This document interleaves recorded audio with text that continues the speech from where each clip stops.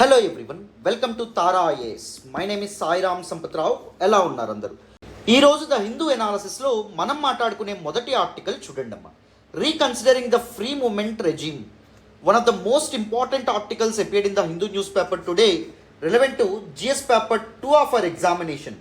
International రిలేషన్స్కి సంబంధించినటువంటి article. International రిలేషన్స్లో ఇండియా అండ్ ఇట్స్ నైబర్హుడ్కి సంబంధించినటువంటి ఆర్టికల్. డీటెయిల్డ్గా, కాంప్రహెన్సివ్గా, ఇన్ డెప్త్ ఈ ఆర్టికల్ని మనం అనలైజ్ చేసే ప్రయత్నం చేద్దాం. కానీ దానికంటే ముందు ఒక చిన్న మాట. మన హిందూ ఎనాలిసిస్ వెనక కానీ, మనం యూట్యూబ్లో అప్లోడ్ చేసుకుంటున్నటువంటి వీడియోస్ వెనక కానీ చాలా ఎఫర్ట్స్ ఉంటాయి, చాలా హార్డ్ వర్క్ ఉంటుంది, చాలా టైం ఇన్వెస్ట్ చేయాల్సి ఉంటుంది. If you really want to acknowledge your efforts, please do hit that big fat like button. Explanation ఎలా ఉందో కామెంట్ చేయండి. మీ ఫ్రెండ్స్ అండ్ ఫెలో ఆస్పిరెంట్స్కి కూడా మన వీడియోస్ని షేర్ చేసే ప్రయత్నం చేయండి. అండ్ ఇంకా ఛానల్ని సబ్స్క్రైబ్ చేసుకోకపోతే సబ్స్క్రైబ్ చేసుకోండి. తెలుగు రాష్ట్రాల నుంచి యూపీఎస్సీ సివిల్ సర్వీస్ ఎగ్జామినేషన్కి ప్రిపేర్ అవుతున్నటువంటి ఆస్పిరెంట్స్ అందరి కోసం చాలా మంచి వీడియోస్తో, క్వాలిటీ వీడియోస్తో మనం ముందుకు రాబోతున్నాం. మరి ఇప్పుడు వితౌట్ ఎనీ ఫర్దర్ డిలే మన ఫస్ట్ ఆర్టికల్ని డిస్కస్ చేసే ప్రయత్నం చేద్దాం. వినాలమ్మా. The title of this particular article says reconsidering the free movement regime. First we need to understand some basics. What do you mean by this word the free movement regime? Free movement regime అంటే అర్థమేంటో మనం తెలుసుకోవాలి. అండ్ రీసెంట్గా central government, the ministry of home affairs తీసుకున్నటువంటి important decision and home minister Amit Shah చేసినటువంటి important announcement ఏదైతే ఉందో దాని గురించి కూడా మనం మాట్లాడాలి. అండ్ ఈ అనౌన్స్మెంట్ యొక్క ఇంప్లికేషన్స్ ఏంటి? What are the arguments in favour of this announcement? What are the arguments against this announcement? All these ఆస్పెక్ట్స్ని మనం కాంప్రహెన్సివ్గా, ఇన్ డెప్త్ అర్థం చేసుకునే ప్రయత్నం చేద్దాం. India as a sovereign nation shares borders with 9 other sovereign nations. మన neighbours ఎంతమంది అమ్మా? మొత్తం 9. అందులో India shares land border with 7 nations, whereas India shares maritime border with 2 nations. భారతదేశము భూ సరిహద్దును పంచుకునేటటువంటి దేశాలు ఎన్నమ్మా? మొత్తం 7. ఇలాంటి ఫ్యాక్ట్స్ ప్రిలిమ్స్కి చాలా important. What are those 7 nations? One is Afghanistan, second one is Pakistan, third one is China, fourth one is Nepal, fifth one is Bhutan, sixth one is Bangladesh and the seventh one is Myanmar, which was once called as Burma. మరి మన India ఏ కంట్రీస్తో maritime border share చేసుకుంటుంది? India shares maritime border with an archipelago named Maldives. రీసెంట్గా ఇండియాకి మాల్దీవ్స్కి మధ్య rift కూడా వచ్చింది. మనం హిందూ అనాలిసిస్లో డీటెయిల్డ్గా, కాంప్రహెన్సివ్గా, ఇన్ డెప్త్ దాని గురించి, దాని బ్యాక్గ్రౌండ్ గురించి తెలుసుకున్నాం. And India also shares maritime border with an island nation name Sri Lanka. శ్రీలంకతో కూడా మనం మ్యారిటైమ్ బార్డర్ షేర్ చేసుకోవడం అనేటువంటిది జరుగుతుంది. These are some principal important basic facts that you need to remember before understanding this particular topic. And the topic of our discussion today, that is the free movement regime, is related to India's land border with Myanmar. భారతదేశం and Myanmar మధ్య ఉన్నటువంటి భూ సరిహద్దు ఏదైతే ఉంటుందో దీనికి సంబంధించినటువంటి important border management సిస్టమే దిస్ ఫ్రీ మూమెంట్ రెజీమ్. ఈ ఫ్రీ మూమెంట్ రెజీమ్ ఏదైతే ఉంటుందో దాన్ని ఇండియన్ గవర్నమెంట్ ఎప్పుడు అనౌన్స్ చేసింది? 2018లో అనౌన్స్ చేసింది as part of its act east policy. ఏంటి act east policy? Act east policy predecessor అయినటువంటి లుక్ ఈస్ట్ పాలసీ అంటే ఏంటి? ఇవన్నింటి విషయాల్ని కొద్ది నిమిషాల్లో మనం మాట్లాడదాం. Don't worry at all. అయితే 2018లో ఇండియా ఈ ఫ్రీ మూమెంట్ రెజీమ్ అనేటటువంటిది ఇంట్రడ్యూస్ చేయడం అనేటటువంటిది జరిగింది in the borders of India and Myanmar. According to this free movement regime, the people from India can easily enter into Myanmar up to 16 kilometers from Indo-Myanmar border, international border. Indo-Myanmar international border నుంచి 16 కిలోమీటర్ల అవతలకి మన వాళ్ళు ఫ్రీగా, visa లేకుండా just ఒక pass ద్వారా వెళ్ళొచ్చు. వెరాజ్ మయన్మార్ వాళ్ళు కూడా ఇండియా బార్డర్ దాటి ఫ్రీగా ఒక పాస్ ద్వారా దాటి ఎటువంటి వీసా లేకుండా 16 కిలోమీటర్ల లోపలికి రావచ్చు అన్నమాట. సో ఇలాంటి ఒక సిస్టమ్ ఏదైతే ఉంటుందో దాన్ని 2018లో ఇంట్రడ్యూస్ చేయడం అనేది జరిగింది. కానీ గత కొన్నాళ్ళుగా ఎప్పుడైతే మణిపూర్లో వైలెన్స్ అనేటటువంటిది స్టార్ట్ అయిందో అండ్ దాంతోపాటు ఒక 2 ఏళ్లుగా మయన్మార్లో సివిల్ వార్ అనేటటువంటిది జరుగుతుందో, ఈ పరిస్థితుల దృష్ట్యా హోమ్ మినిస్ట్రీ ఎలాంటి ఆలోచన చేసింది అంటే, why can't we cancel this free movement regime? Because దీనివల్ల కొన్ని సెక్యూరిటీ కన్సర్న్స్ ఉన్నాయి, సో ఇంపార్టెంట్ ప్రాబ్లమ్స్ అనేటటువంటివి ఇంటెన్సిఫై చేయడం అనేది జరుగుతుంది this particular border management system. So మనం దీన్ని ఎందుకు వెనక్కి తీసుకోకూడదు? ఎందుకు దీన్ని పూర్తిగా క్యాన్సిల్ చేయకూడదు? when I'm saying cancelling this free movement regime, that simply mean now Indians need to take visa to enter into Myanmar. Even to enter up to 16 kilometres. 16 kilometre border దాటి 16 కిలోమీటర్ వరకు వెళ్ళాలన్నా Myanmar visa తీసుకోవాలి. And Myanmar వాళ్ళు India border దాటి 16 కిలోమీటర్లు India లోపలికి రావాలన్నా visa అనేటటువంటి తీసుకోవాలి. ఒకప్పుడు అది ఉండేది కాదు, 2018 నుంచి అది ఉండేది కాదు.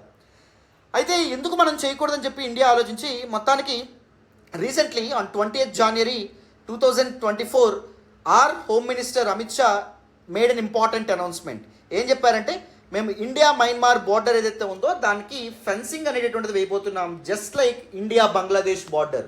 ఇండియా బంగ్లాదేశ్ బార్డర్ మధ్య ఎలా అయితే ఫెన్సింగ్ ఉందో అలాగే ఇండియా మయన్మార్ బార్డర్ మధ్య కూడా మేము ఫెన్సింగ్ అనేటటువంటిది వేయబోతున్నాం అని చెప్పి అమిత్ షా గారు ప్రకటించడం అనేది జరిగింది. ఈ కాంటెక్స్లో what we need to understand the principal aspects with respect to free movement regime and దాని యొక్క హిస్టారికల్ బ్యాక్గ్రౌండ్ ఏంటి అది మనం తెలుసుకోవాలి. And why government has come up with this particular decision. ప్రభుత్వం ఎందుకు ఈ ఫ్రీ మూవ్మెంట్ రెజ్యూమ్ ఏదైతే ఉందో దాన్ని ఎండ్ చేయాలనుకుంటుంది, దాన్ని స్టాప్ చేయాలనుకుంటుంది, ప్రభుత్వం ఇస్తున్నటువంటి ఆన్సర్ ఏంటి, ప్రభుత్వం అనుకున్నటువంటి రేషనల్ ఏంటి, లాజిక్ ఏంటి తెలుసుకుందాం. And next we need to understand what exactly are the arguments in favour of this free movement regime and what exactly are the arguments against this free movement regime అవి మనం తెలుసుకోవాలి. And we need to find out a solution for this particular problem as well. ఈ particular ప్రాబ్లమ్కి ఒక solution కూడా ఇచ్చేటటువంటి ప్రయత్నం చేద్దాం. ఓకేనా? రైట్. అటెన్షన్ పే చేసి పూర్తిగా వినండి, మీకు పూర్తి స్థాయిలో ప్రతిదీ అర్థమవుతుంది. ఈ టాపిక్ మీద ఇంకెవరైనా మీకు క్వశ్చన్ అడిగినా ఆన్సర్ చేయగలుగుతారు. ఈ టాపిక్ని మీరు నేర్చుకోవడమే కాదు వేరే వాళ్ళకి కూడా చెప్పగలుగుతారు. బేసిక్స్ నుంచి ఎక్స్ప్లెయిన్ చేస్తాను, జాగ్రత్తగా వినండి. First up let us look at the context of this particular article. ఏ సందర్భంలో ఈ ఆర్టికల్ మనకి అపీర్ అవ్వడం అనేది జరిగింది హిందూలో, ఎందుకు మనం మాట్లాడుకుంటున్నాం. Recently the honourable home minister of our India Amit Shah made an important announcement. What exactly was that announcement? He announced plans to fence the 1643 kilometre India Myanmar border.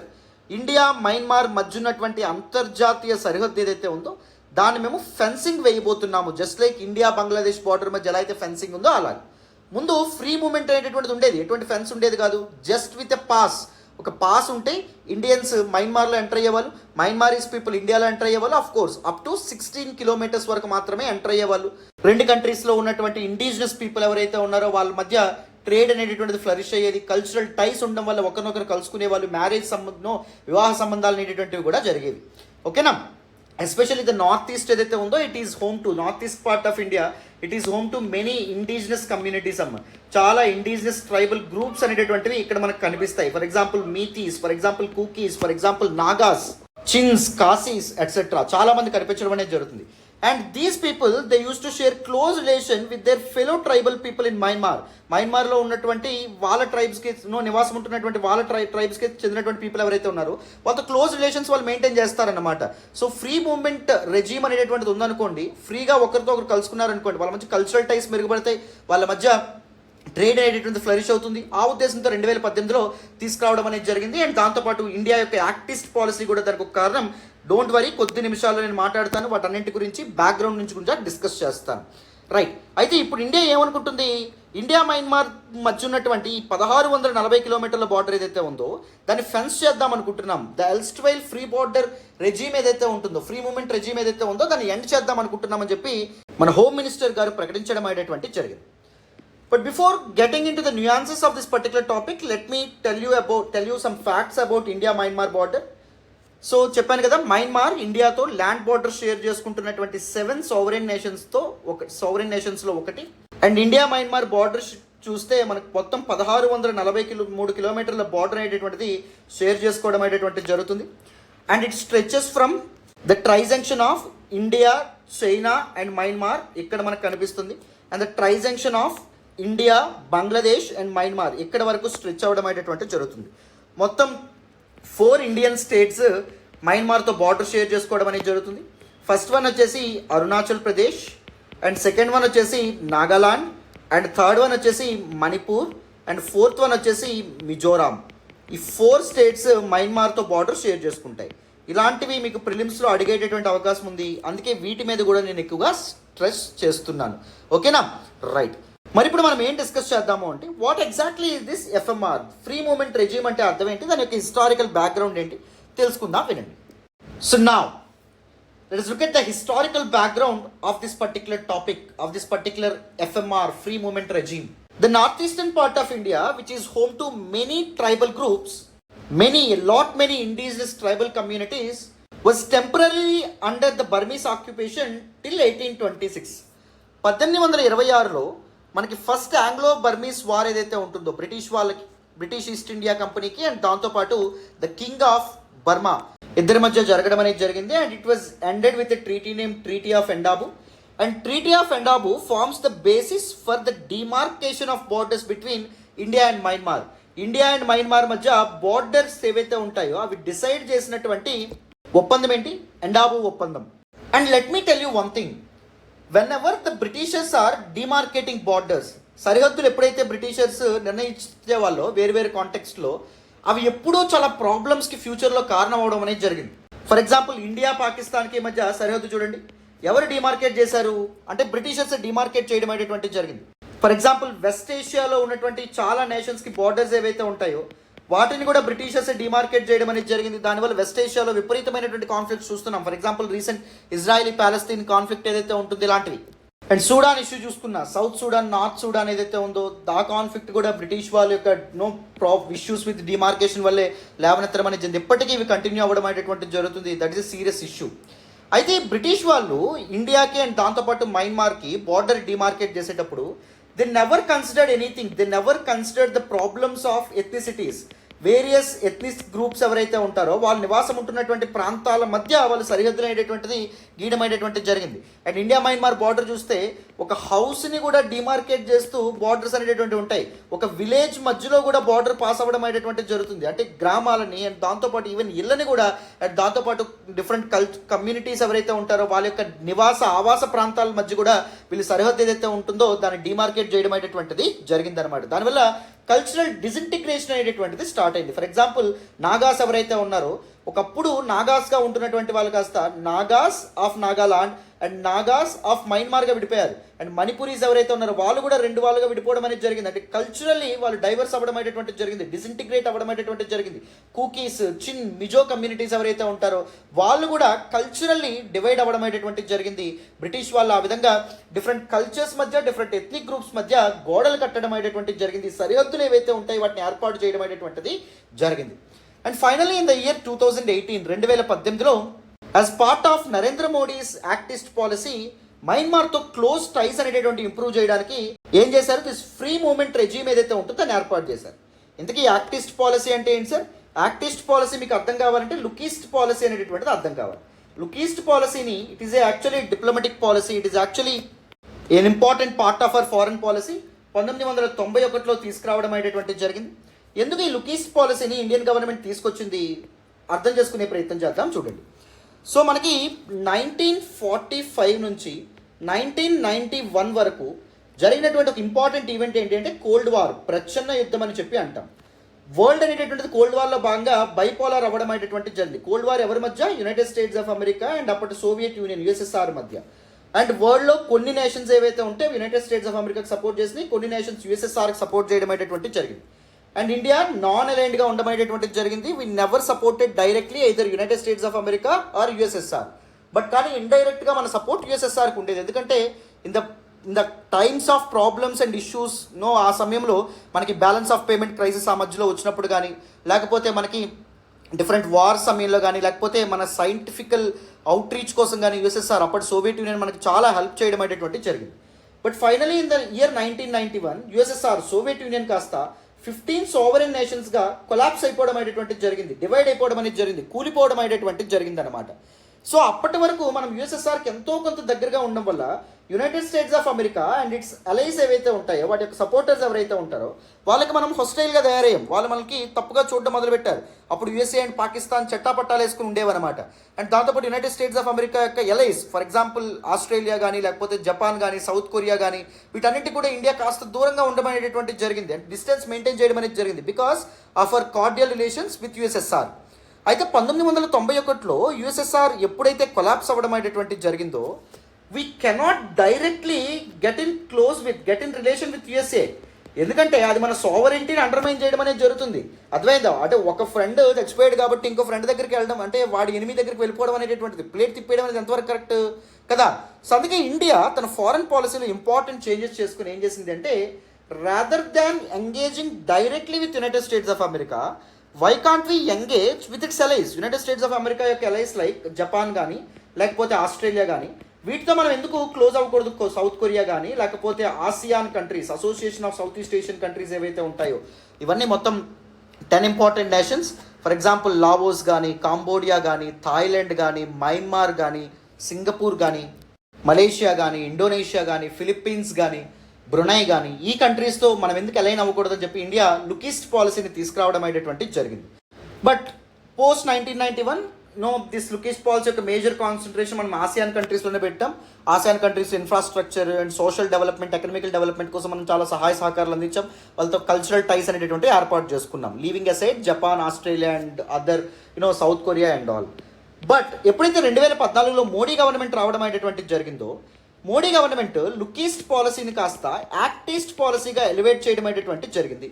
ఎందుకంటే we sensed hostility in our north, that is China నుంచి మనం శత్రుత్వం అనేటటువంటిది ఇది చేస్తాం, face చేస్తూ ఉన్నాం like వేరే స్టాండ్ హౌస్ ద్వారా. అండ్ దాంతోపాటు నార్త్ వెస్ట్లో కూడా మనకి పాకిస్తాన్ నుంచి కూడా మనకు ప్రాబ్లమ్స్ అనేటటువంటివి ఉన్నాయి, ఇజంట్ ఇట్? సో అందుకే వి స్టార్టెడ్ యాక్టింగ్ ఈస్ట్ వైపు ఉన్నటువంటి నేషన్స్ ఏవైతే ఉంటాయో వాటితో మనం క్లోజ్గా ఎంగేజ్ అవ్వాలని చెప్పి అనుకున్నాం అనమాట. అండ్ దాంతోపాటు జియో పాలిటిక్స్కి మనకి ఇండియన్ ఓషన్ రీజియన్ కూడా ఒక సెంటర్గా మారడం అనేటువంటిది జరిగింది రీసెంట్ ఇయర్స్లో. ఇండియన్ ఓషన్ రీజియన్లో హోల్డ్ తెచ్చుకోవడానికి ఎవరు ప్రయత్నిస్తున్నారు? చైనా ప్రయత్నిస్తుంది. సో ఇండియన్ ఓషన్ రీజియన్లో చైనా యొక్క హోల్డ్ ఏదైతే ఉంటుందో, చైనా యొక్క డామినెన్స్ ఏదైతే ఉందో తగ్గించాలంటే ఇండియన్ ఓషన్ రీజియన్ మంది కాదు కదా. ఇండియన్ ఓషన్ రీజియన్లో వేరే స్టేక్ హోల్డర్స్ ఉంటారు. మన ఇండియా ఉంటుంది, మయన్మార్ ఉంటుంది, ఇండోనేషియా ఉండడం అనేటటువంటి జరుగుతుంది, ఫిలిప్పీన్స్ ఉంటుంది, అండ్ దాంతోపాటు వియత్నాం ఉంటుంది, అండ్ దాంతోపాటు కాంబోడియా ఉంటుంది. ఇవన్నీ ఉండడం అనేటువంటిది జరుగుతుంది. సో ఇండియన్ ఓషన్ రీజియన్లో ఉన్నటువంటి అదర్ కంట్రీస్ ఏవైతే ఉంటాయో ఈ ఆల్ కంట్రీస్కి మనం క్లోజ్గా ఇదేయమనుకోండి, స్ట్రాటజికల్గా ఇదేయమనుకోండి, వెన్ ఎవర్ చైనా ఏమైనా తోకజాడించినా, ఏమైనా మనకి ఇబ్బంది పెట్టాలని చూసినా వీళ్ళందరూ మనకు సపోర్టివ్గా ఉంటారు. చైనా యొక్క డామినెన్స్ ఏదైతే ఉంటుందో దాన్ని మనం కంట్రోల్ చేయొచ్చు అని చెప్పి లుక్ ఈస్ట్ పాలసీని కాస్త యాక్ట్ ఈస్ట్ పాలసీ, ఒక స్ట్రాటజిక్ పార్ట్నర్షిప్గా ఇండియా ఏదైతే ఉంటుందో దాన్ని ఎలివేట్ చేయడం అనేది జరిగింది. Present Narendra Modi government elevate చేయడం అనేది జరిగింది. సో యాక్ట్ ఈస్ట్ పాలసీలో భాగంగా అండ్ దాంతోపాటు మన ఇండియా నైబర్హుడ్ ఫస్ట్ పాలసీతో కూడా ముందుకు రావడం అనేటువంటిది జరిగింది from the initial times it self.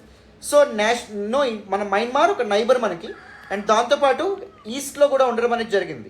So Myanmar acts as an important player which is at the intersection of both neighbourhood first policy and act east policy.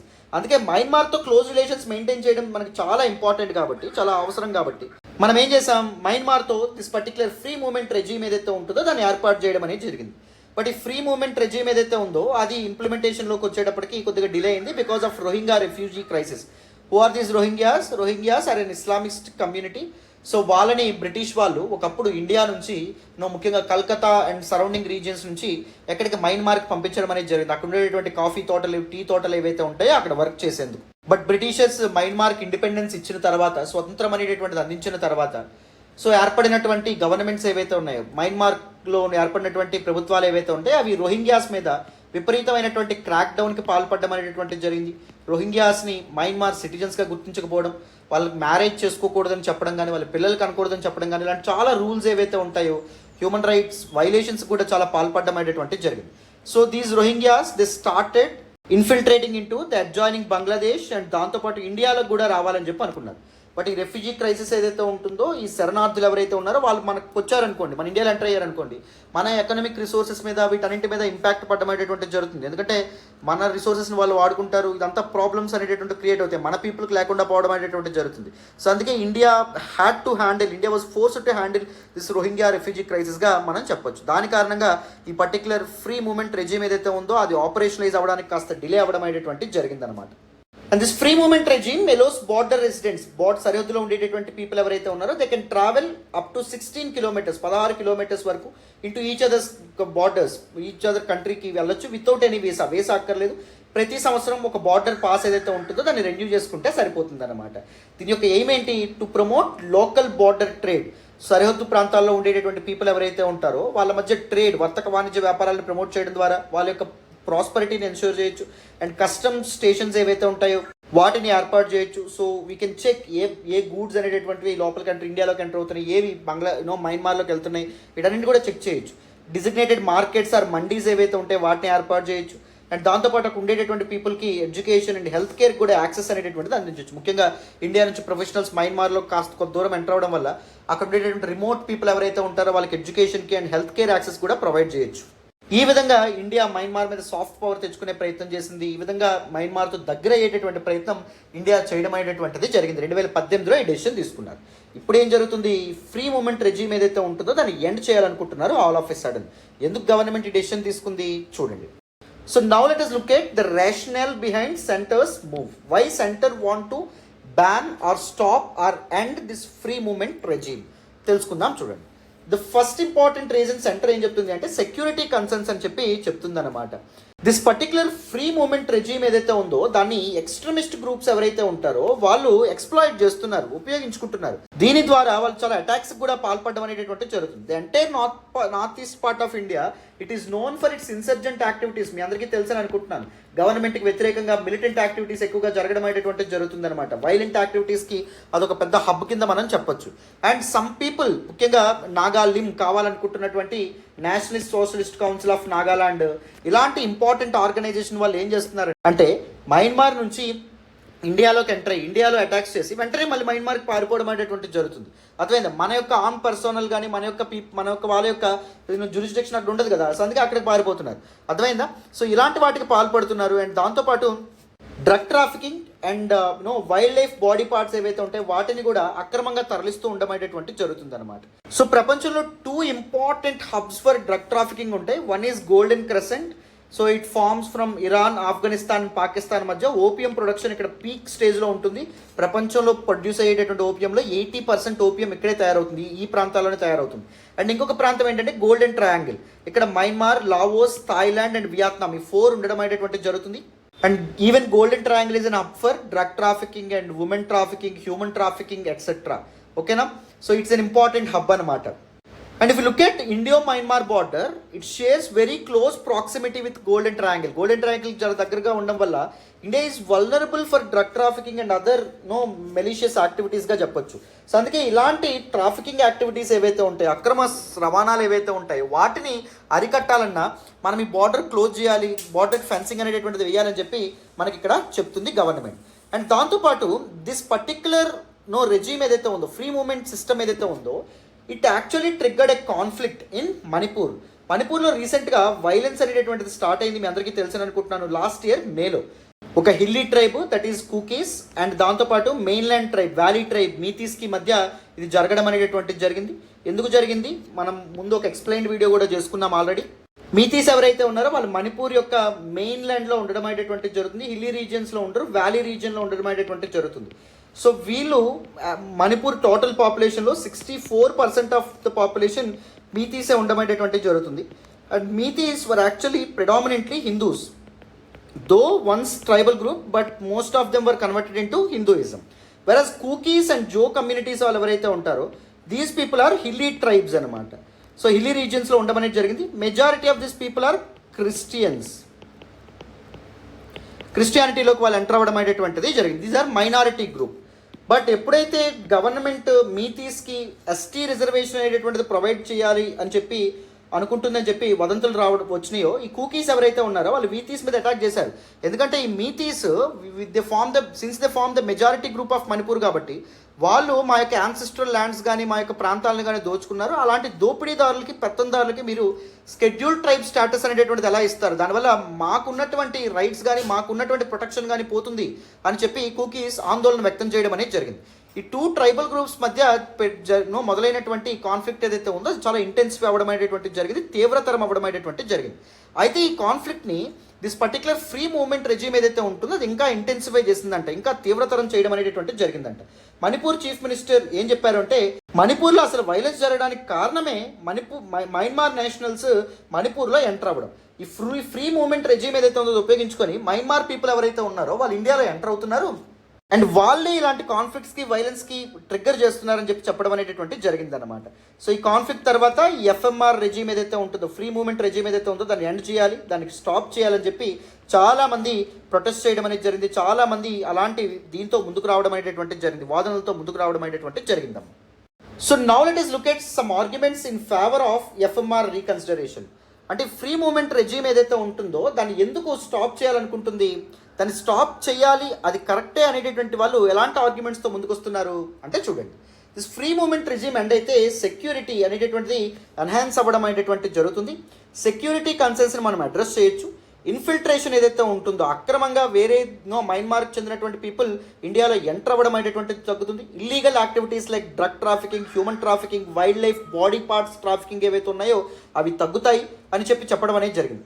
And దాంతోపాటు మణిపూర్ యొక్క violence ఏదైతే ఉంటుందో అది కూడా చాలా చల్లబడుతుంది, చాలా దాని ఇంటెన్సిటీ అనేటటువంటి తగ్గుతుంది అని చెప్పి చాలామంది అంటున్నారు. అండ్ ఎథ్నిక్ కాన్ఫ్లిక్ట్స్ కూడా తగ్గుతాయి. మణిపూర్, నాగాలాండ్ ఇలాంటి ప్రాంతాల్లో ఏం జరుగుతుందంటే ఎప్పుడైతే దీస్ పీపుల్ మనకి వచ్చి ఫ్రీగా ఎఫ్ఎంఆర్ని దిస్ పర్టికులర్ ఫ్రీ మూమెంట్ రెజ్యూమ్ని ఉపయోగించుకొని లోపలికి వచ్చి ఎక్స్ట్రీమిస్ట్ ఏం చేస్తున్నారు, ఏదో ఒకటి బాంబ్ బ్లాస్ట్ కానీ లేకపోతే ఏదో ఒక ఇన్సర్జెంట్ యాక్టివిటీస్ కానీ పాల్పడి వెంటనే వాళ్ళు తిరిగి మయన్మార్కి వెళ్ళిపోవడం అనేటువంటి జరుగుతుంది. దీనివల్ల కాన్ఫ్లిక్ట్స్, ఇన్సర్జెన్సీ ఏదైతే ఉంటుందో తీవ్రతరం అవుతుంది. దాన్ని కంట్రోల్ చేయాలన్నా ఎఫ్ఎంఆర్ ఆగిపోవాలి, ఫ్రీ మూమెంట్ రెజ్యూమ్ ఆగిపోవాలని చెప్పి సపోర్ట్ చేసేవాళ్ళు అంటారు. సెంట్రల్ గవర్నమెంట్ తీసుకున్నటువంటి డెసిషన్కి సపోర్ట్ చేసేవాళ్ళు అంటారు. అండ్ ఈ డెసిషన్ని వ్యతిరేకించే వాళ్ళు ఏమంటున్నారో చూడండి. This particular decision by the centre to stop or to end this free movement regime will pose many humanitarian concerns అని చెప్పడం అనేటువంటి జరిగింది. ముఖ్యంగా మిజోరాం అండ్ నాగాలాండ్ గవర్నమెంట్స్ ఏవైతే ఉంటాయో అవి ఏమంటున్నాయంటే ఫ్రీ మూమెంట్ రెజ్యూమ్ అనేటటువంటిది ఎండ్ చేయాలా వద్దనేటటువంటిది సెంటర్ డెసిషనే కంప్లీట్గా, మేమేం చేయలేం. బట్ కానీ మా యొక్క వ్యూ పాయింట్ అడిగితే మేము మాత్రం దానికి వ్యతిరేకిస్తున్నామని చెప్పడం అనేటువంటిది జరిగింది. ఎందుకంటే మా ప్రాంతాల్లో ఉండేటటువంటి ట్రైబల్ గ్రూప్స్కి అండ్ మయన్మార్ బార్డర్ దగ్గర ఉన్నటువంటి ఎథ్నిక్ గ్రూప్స్కి మధ్య close ethnic ties, cultural ties అనేటటువంటి ఉన్నాయి. మ్యారేజ్ సిస్టమ్ కానీ, కిన్షిప్ సిస్టమ్ కానీ, ఫ్యామిలీ సిస్టమ్ కానీ ఇవన్నీ దగ్గరగా ఉండమనేటువంటి జరుగుతుంది.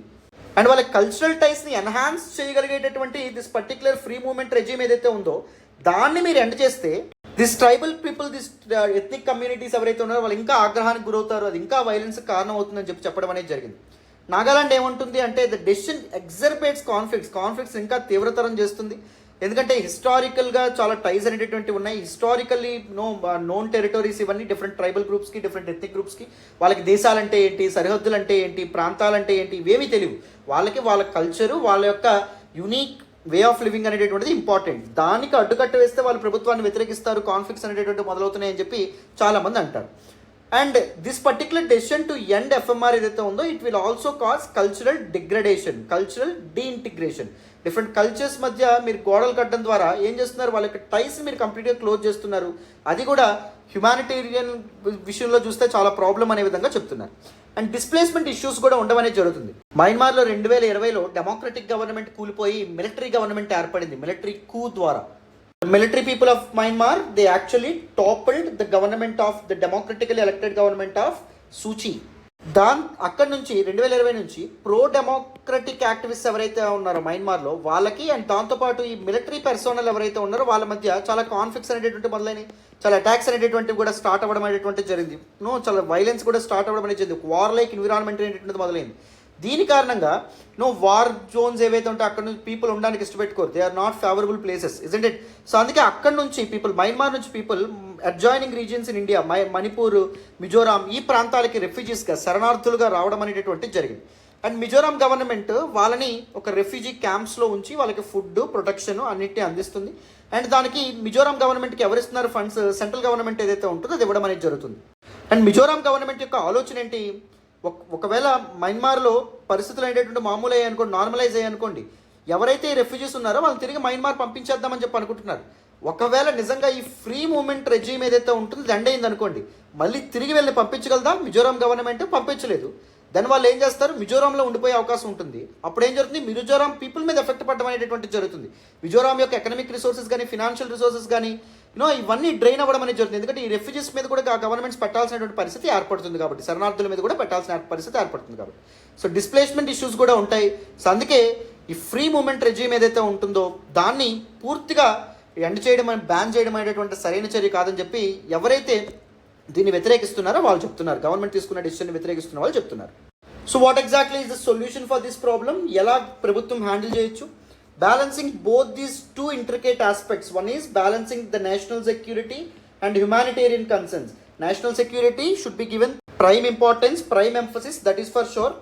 అండ్ హ్యుమానిటేరియన్ కన్సర్న్స్ని కూడా గవర్నమెంట్ కాస్త ఆలోచనలోకి తీసుకోవాలి. ఒక న్యాన్స్డ్ అప్రోచ్తో, ఒక బ్యాలెన్స్డ్ అప్రోచ్తో ముందుకు రావాలి. Striking balance between these two is very important. Government needs to address and acknowledge the historical and ethnic ties as well. So border సెక్యూరిటీతో పాటు దాని గురించి కూడా ఆలోచించేటటువంటి ప్రయత్నం చేయాలి. And diplomacy and consultation. So rather than coming up with the decisions unilaterally, different stakeholders especially the states bordering with Myanmar like Arunachal Pradesh కానీ, నాగాలాండ్, మణిపూర్, మిజోరాం, వాళ్ళతో కూడా కాస్త సంప్రదింపులు చేయాలి. గవర్నమెంట్స్తో కానీ, లేకపోతే అక్కడ ఉండేటటువంటి నాయకులు కానీ, లేకపోతే ఎథ్నిక్ గ్రూప్స్ యొక్క లీడర్స్ ఎవరైతే ఉంటారో వాళ్ళ యొక్క సలహాలు సూచనలు కూడా తీసుకురావాలన్నమాట. And long term solution provide చేయాలి.